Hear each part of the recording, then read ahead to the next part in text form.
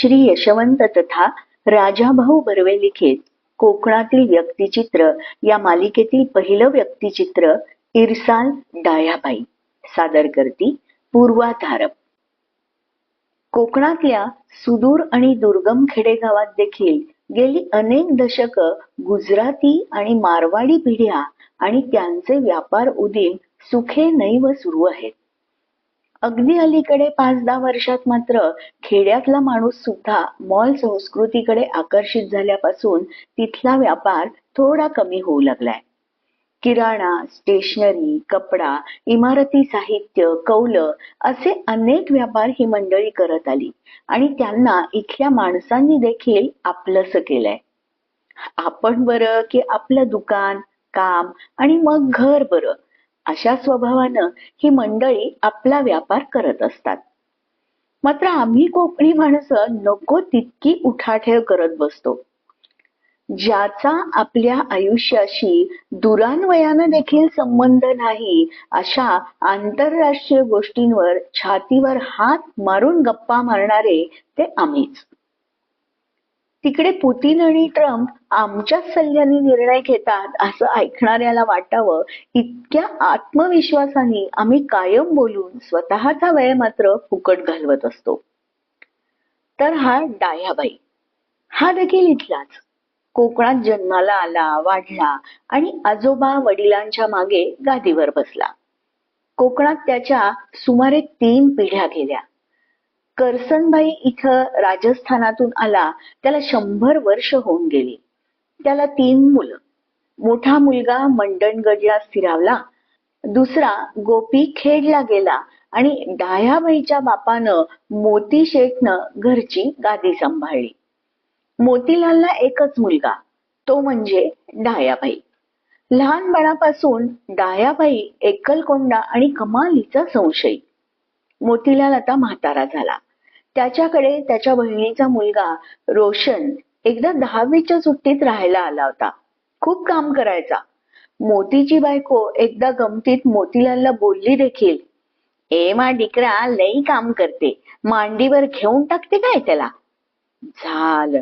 डायाने तेवढं ऐकलं. फक्त दुसऱ्या दिवशी रोशन गाडीत बसला आणि परत गेला. डायाला बापाच्या धंद्यात वाटेकरी नको होता. तेव्हा डायाबाईचा होता कौलाचा व्यापार. कौलं, नळे, कोणे, त्या जोडीला पत्रे आणि हार्डवेअर सामानाचं त्यांचं दुकान. मी गावातल्या नवीन उघडलेल्या बँकेत कॅशियर असल्यामुळे डायाबाईची बँकेत ओळख झालेली.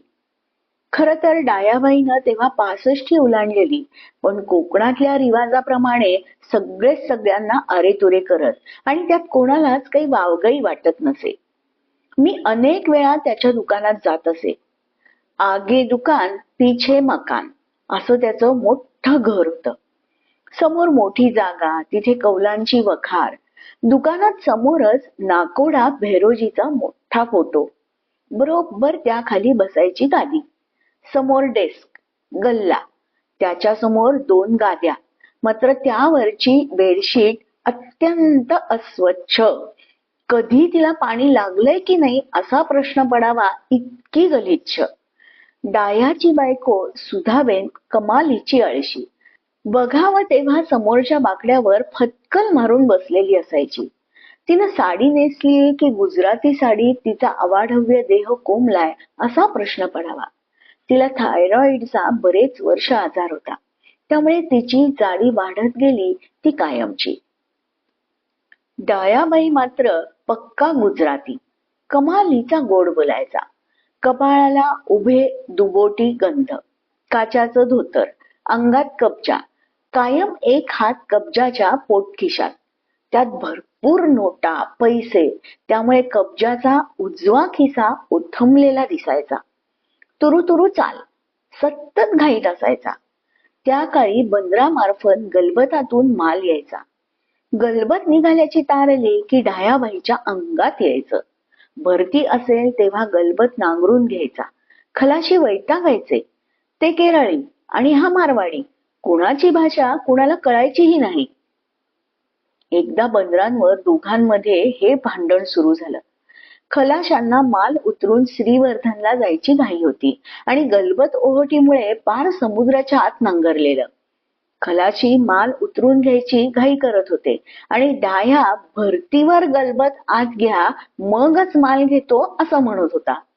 कुणीतरी डायाला बोललं, अरे शेठ, कशाला वाद घालताय, घ्या ना उतरून माल, त्यांना पण जायची घाई आहे आणि पाऊसही डोक्यावर आलाय.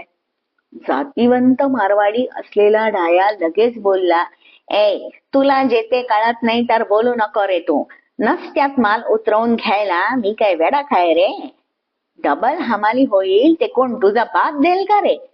अखेर भरतीवर गलबत आत आलं आणि मगच माल डायानी उतरून घेतला. डायानी आयुष्यात एक पैसाही कधी फुकट खर्च केला नाही. डाया बँकेत आला की सगळ्यात मजा येत असे. हुंडी सोडवायला डायाबाई बँकेत येई. गलबत निघालं की माल पाठवल्याची तार पोस्टात येत असे. माल मिळाला की डायाबाई केरळच्या व्यापाऱ्याला माल मिळाल्याची तार करत असे. डायाबाईला इंग्रजीचा गंधच नव्हता. कामाचा, तोही फुकट कामाचा माणूस कोण हे डाया पटकन ओळखत असे. तो माझ्याकडून हटकून या तारा लिहून घेत असे. तिथून पोस्टात तार करायला आधी न जाता अगोदर हायस्कूलच्या 1-2 शिक्षकांना किंवा इंग्रजी कळेल अशांना मी काय लिहिलंय ते बरोबर आहे ना हे विचारून खात्री करेल आणि मगच तार करत असे. मला हे कळल्यावर मला डायाशेठचा रागच आला. एकदा मी विचारलंय त्यांना, डायाबाई, माझ्यावर विश्वास नसेल तर माझ्याकडून का लिहून घेता तार, त्यापेक्षा ज्याच्याबद्दल खात्री आहे त्यांच्याकडूनच यापुढे तार लिहून घेत चला. यावर तो गोड हसून म्हणत असे, साबजी, भरोसा आहे पण गंदी कंदी चूक भूल होते रे, सगळे तार मी तुझ्याकडून नाही लिहून घेत रे, अर्धे दुसरे लिहतात आणि ते तू चेक करतेस ना रे, तू इतका बेकार का वाटून घेते, सांग ना. डाया आपल्या मतलबाशी अगदी पक्का होता. त्याला कोऱ्या नोटांची खूप आवड. त्याच्याकडे येणारे बरेचसे गिराईक हे खारवी आणि कोळी समाजाचे. हे लोक नेसलेल्या त्रिकोणी पंचाच्या कनवटीला बाया ब्लाउज मध्ये नोटा ठेवतात, त्यामुळे घाम आणि चुरगळून त्यांची फार वाट लागत असे. याच नोटा डायाकडे आल्या की तो तशाच बँकेत घेऊन येई. साबजी, हे साले बेकार रे, मला जरा चोखट नोट बदलून देते काय. सुरुवातीला मी तो व्याप करून घेतला, पण नंतर डायाला शिस्त लावून सगळ्या नोटा नीट वाळवून लावून आणण्यासाठी भाग पाडून नोटा बदलायला आठवड्यातला एकच वार दिला, तेव्हा कुठे माझी सुटका झाली. एकदा डायाबाईच्या मालाचं गलबत केरळहून निघालं आणि मलबारच्या पुढे वादळात सापडल्याची तार आली. डायाबाई माझ्याकडे धावत आला. ए, हे तारेमंदी काय लिहिलंय रे साबजी. मी तार पाहून मजकूर सांगितला. डाया मटकन खालीच बसला आणि दीनवाण्या चेहऱ्याने भेरोजी भेरोजी भेरोजी असे पुटपटत तिथेच कितीतरी वेळ बसला. मी त्याला बोललो, डायाबाई, होईल, सगळं नीट होईल, काही काळजी करू नको, आणि मालाचा विमा उतरवलायस ना, मग नाही होणार नुकसान, विमा क्लेम मिळेल, फार तर जरा उशीर होईल माल मिळायला.